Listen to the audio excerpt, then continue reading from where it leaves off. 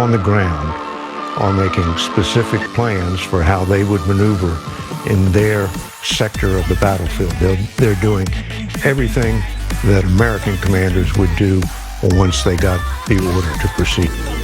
Russia will continue military drills with Belarus, which were set to This morning we're defending and our thousands state of alone, people as we attempting did to flee the yesterday. Ukrainian The world's capital most Kiev. powerful forces are watching Footage from from afar. Ukraine shows scenes As of war Russia's after invasion of President Ukraine Putin enters announced the a second military day, operation in the residents country. of Kiev wake up to Everyone scenes here of is shocked. destruction in the capital, like this residential building, now in ruins. What do you do? This is the not the military.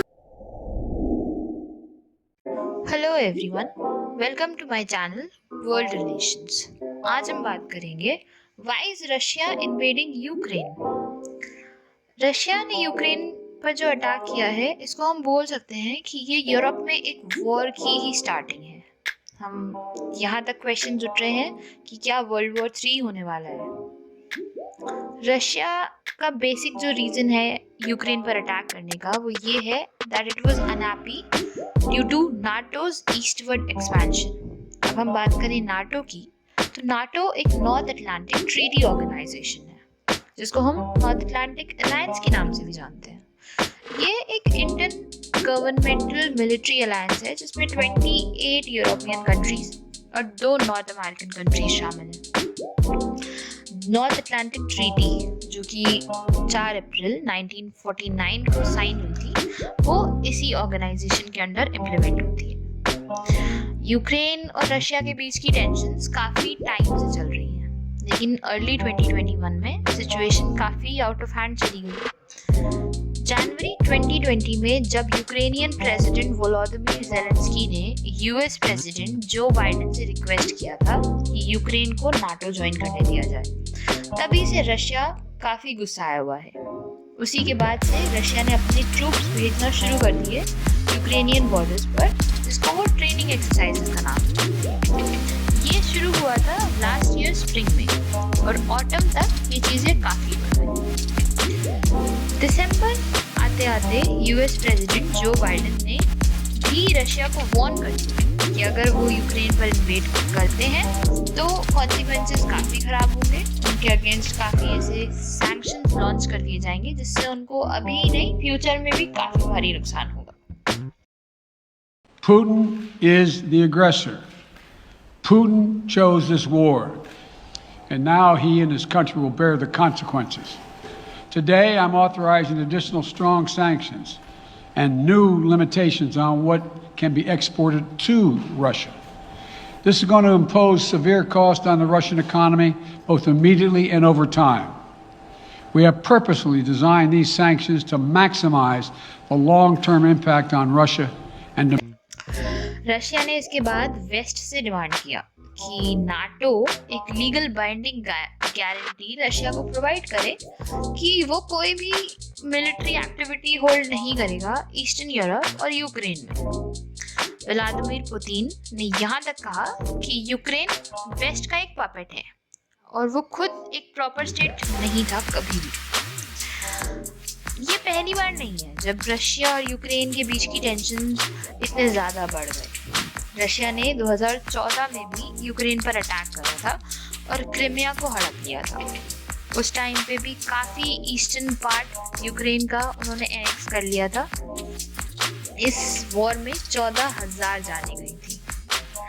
Ukraine एक पुराना Soviet member हुआ करता था, जिसकी वजह से Ukraine और Russia के बीच के सोशल और कल्चरल टाइज काफ़ी स्ट्रॉन्ग थे, लेकिन 2014 के अटैक के बाद ये टाइज काफ़ी कमज़ोर पड़ गए। रशिया ने यूक्रेन को तब अटैक किया था जब यूक्रेन के प्रो रशियन प्रेसिडेंट डिपोज्ड हुए थे अर्ली 2014 में। इस वॉर को रोकने के लिए एक मिन्स्क पीस अकॉर्ड साइन हुआ था, जिससे ईस्ट यूक्रेन में ये कॉन्फ्लिक्ट रुक गया था। उसके बावजूद भी कई ऐसी जगहें थी जहाँ पे ये कॉन्फ्लिक्ट अभी भी चल रहा था। रशिया वहाँ पे अपने सो कॉल्ड पीस कीपर्स भेजते थे इस कॉन्फ्लिक्ट को ख़त्म करने के लिए। रशिया और यूक्रेन के बीच की जो टेंशन है, वो इस समय यूरोपियन यूनियन के बॉर्डर्स के पास भी है। इसलिए यूरोपियन यूनियन काफ़ी कंसर्न है कि क्या रिपरकशंस होंगे अगर इन दोनों कंट्रीज के बीच में वॉर होता है। उसमें से काफ़ी सारे नाटो के मेंबर्स भी हैं, इसलिए उन्होंने यूएस के साथ मिलकर अनाउंस किया कि अगर रशिया यूक्रेन वॉर करते हैं तो वो रशिया के अगेंस्ट काफ़ी सारे सैंक्शंस लॉन्च कर देंगे। कुछ हफ्तों पहले ही फ्रेंच प्रेसिडेंट इमैनुअल मैक्रोन खुद मॉस्को गए थे रशियन प्रेसिडेंट व्लादिमीर पुतिन से बात करने, उनसे कहने कि वो अपने और यूक्रेन के बीच की टेंशन को रिड्यूस करें। इंडिया का भी यही मानना है कि रशिया और यूक्रेन को इसमें से एक डिप्लोमेटिक रास्ता ढूंढना चाहिए और सॉल्यूशन निकालना चाहिए इस प्रॉब्लम का। प्राइम मिनिस्टर नरेंद्र मोदी ने खुद रशियन प्रेसिडेंट व्लादिमीर पुतिन से बात की थी और उनसे अपील की थी कि वो तुरंत इस वॉर को बंद करें। यूक्रेन ने भी बातचीत करने की अपील करी रशिया से, जिस पर रशियन फॉरेन मिनिस्टर का स्टेटमेंट आया कि if Ukrainian army drops the weapons, मतलब अगर यूक्रेनियन आर्मी अपने हथियार डाल देती है तो रशिया बातचीत के लिए तैयार है।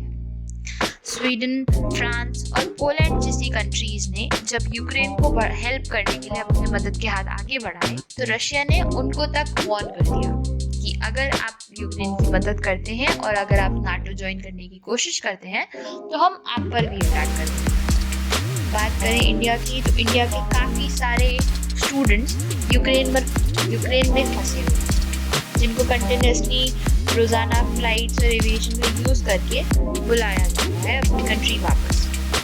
लेकिन काफ़ी सारे इश्यूज हैं इसमें कि वो कौन से इंटरनेशनल बॉर्डर्स में बच्चे वहाँ पहुँचेंगे और वो कैसे कम्यूनिकेट करेंगे, इस चीज़ों को फिगर आउट करने में अभी टाइम लग रहा है। बात करें यूएन के रोल की तो यूएन का रोल इसमें काफ़ी ख़राब रहा है। ना वो यूक्रेन और रशिया के बीच के वार को रोक पाया, ना वो जो भी इमरजेंसी मेजर्स लेने चाहिए थे इस वॉर की कंडीशन को जानते हुए, वहाँ से इंटरनेशनल सिटीजन्स को रिमूव करना, वहाँ से बच्चों को हटाना, वो सब नहीं कर पाया है। काफ़ी टाइम से ये हालात ऐसे बने हुए थे और सबको, पूरी दुनिया को ये उम्मीद थी कि यूक्रेन पे कहीं ना कहीं रशिया अटैक कर देगा और उसमें यूएन को पहले से ही काफ़ी सारे मेजर्स ले लेने चाहिए थे। उसके बावजूद भी जब वॉर स्टार्ट हो गया है उसके बाद भी यूएन मेजर्स जो लेने चाहिए उसमें इतना टाइम लग जाता है। सिक्योरिटी काउंसिल, जनरल असेंबली जैसे प्रोपेगेंडास बनाकर उन प्रपोजल्स को पास करने के लिए इतना ज़्यादा टाइम लगाते हैं कि जो इमरजेंसी एक्शंस होने चाहिए, जहाँ डिसीजंस तुरंत हो जाने चाहिए, वो चीज़ें नहीं हो रही हैं। उम्मीद करते हैं कि यूएन अपने इन प्रोसीजर्स को इम्प्रूव करेगा और रशियन प्रेसिडेंट व्लादिमीर पुतिन इस बात को रियलाइज़ करेंगे कि वॉर किसी चीज़ का सॉल्यूशन नहीं है। वॉर इटसेल्फ में इतना बड़ा इशू है कि आप उससे किसी भी प्रॉब्लम को सॉल्व नहीं कर सकते और जल्दी यूक्रेन पर चल रहा ये अटैक बंद होगा। यूक्रेनियन प्रेसिडेंट वोलोदिमीर ज़ेलेंस्की ने इस सब के बीच काफ़ी हिम्मत के साथ अपने देश का साथ दिया है।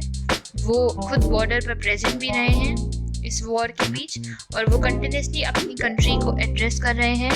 मित्र देशों के साथ मिलकर एक वॉर कोएलिशन बनाने, एंटी वार कोएलिशन भी बनाने की कोशिश में लगे हुए हैं जिससे वो रशिया को रोक पाए।